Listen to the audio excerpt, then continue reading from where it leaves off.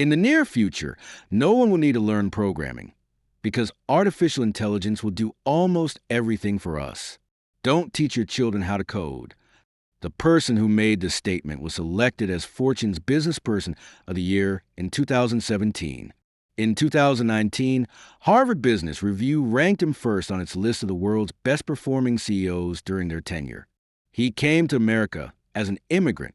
He worked as a dishwasher and a waiter. And today, he is a founder and CEO of NVIDIA, a chip company valued at $2.2 trillion. We can also call him one of the pioneers of 3D video gaming. In the finance sector, today's guest is Jensen Huang, the founder of NVIDIA, a man whose story stretches from washing dishes to becoming a world-class CEO. Before we begin, a quick reminder. This is Finance Sector, a channel where I tell financial stories. You'll find everything here, from influential figures shaping today's agenda to historical individuals, countries, and empires that have shaped finance. My biggest goal is to offer you a new perspective. If topics like these interest you, if you want to deeply explore both current and historical financial stories, you can subscribe to the Finance Sector YouTube channel. And of course, don't forget to like the video. Now, let's get back to our story. Jensen Huang, whose original name is Jensen, was born on February 17, 1963, in Tainan, a city in southern Taiwan. At the age of 5, he moved to Thailand with his family.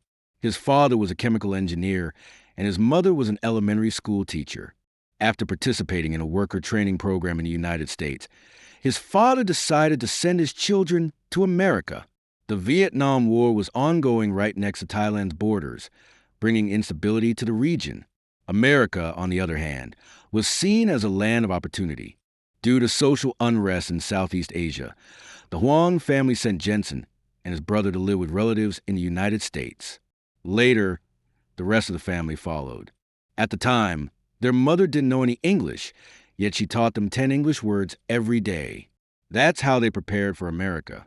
Jensen and his brother were sent to live with their aunt and uncle, who had recently immigrated to Washington State.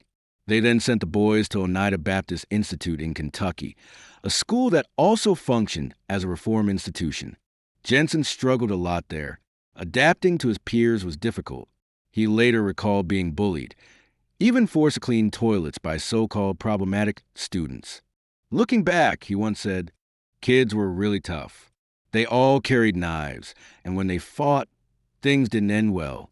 Still, I loved my time there."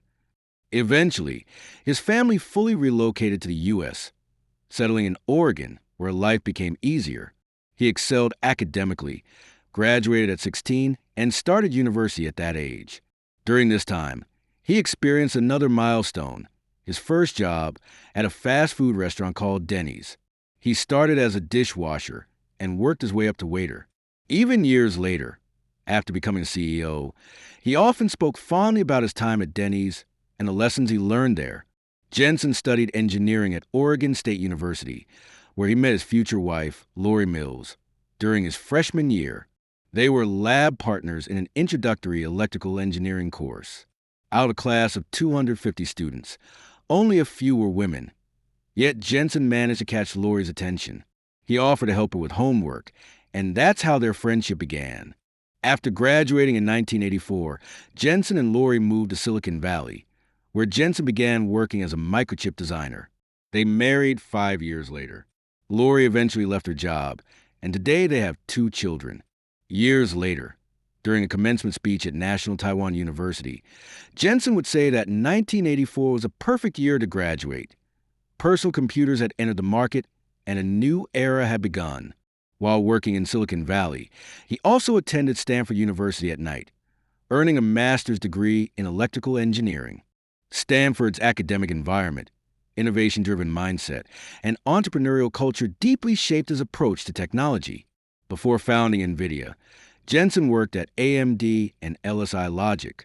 At LSI Logic, a semiconductor company, he held roles in engineering, marketing, and eventually director-level management. The company had recently gone public and was growing rapidly, which made the experience especially exciting for him. At AMD, He worked on microprocessor design, integrated circuits that perform the core functions of a computer CPU. By 1993, Jensen was ready to build his own company. At just 30 years old, Jensen Huang co-founded NVIDIA, where he still serves as CEO today. So, what is NVIDIA? NVIDIA is a graphics processing company that revolutionized modern computer graphics. It pioneered parallel computing and introduced the GPU, the graphics processing unit. NVIDIA is widely recognized as the inventor of the GPU. The company produces GPUs for gamers, system-on-chip SoC, solutions for mobile devices, and technologies for the automotive industry. It expanded its dominance in gaming through products like Shield Portable, Shield Tablet, and Shield Android TV. Since 2014, NVIDIA has focused on four major markets: gaming, professional visualization data centers, and automotive technologies. Jensen didn't found NVIDIA alone. He co-founded it with Chris Malachowski and Curtis Preem. In 1993, the three met at the same Denny's restaurant where Jensen once worked as a dishwasher and founded NVIDIA with $40,000 in seed capital. There's a special story tied to that Denny's. In 2022, Denny's CEO called Jensen to tell him that a plaque had been placed on the booth where NVIDIA was founded, honoring the birthplace of a trillion-dollar company. At the time NVIDIA was founded, the personal computer industry was accelerating, but the true potential of CPUs wasn't yet fully understood. The founders realized that CPUs alone wouldn't solve every computational challenge. They envisioned a future of accelerated computing, powered by specialized hardware. That vision led to the GPU, NVIDIA's first groundbreaking product, and a revolution in computer graphics. Jensen once described GPUs as an idea that didn't seem like it could ever make money, because at the time, it was simply too radical. While all attention and venture capital were focused on CPUs, NVIDIA invested heavily in R and am winking and laughing, believing in a future others couldn't yet see. Today, NVIDIA chips power smartphones, tablets, computers, data centers, and AI systems. Its core mission remains building massively parallel computing platforms. Interestingly, graphics chips and semiconductors are almost a family affair. Jensen Huang and AMD CEO Lisa Su are first cousins. This is public knowledge, though the two rarely speak about each other outside professional contexts and appear more like rivals than relatives. Jensen is known for his black leather jacket, NVIDIA tattoo, and rebellious style. He owns two Ferraris, a Koenigsegg, and a Mercedes. He got the NVIDIA tattoo when the company's stock first reached $100 as a personal milestone. His jacket has become so iconic that Jensen Huang leather jacket regularly trends on Google. Jensen Huang has a unique philosophy, a rebellious spirit, an unconventional style, a truly remarkable life story. He fought his way forward, chased a vision, and built one of the most powerful technology brands in the world. If this video changed your perspective, if it reminded you how important it is to chase your dreams, then I've achieved my goal.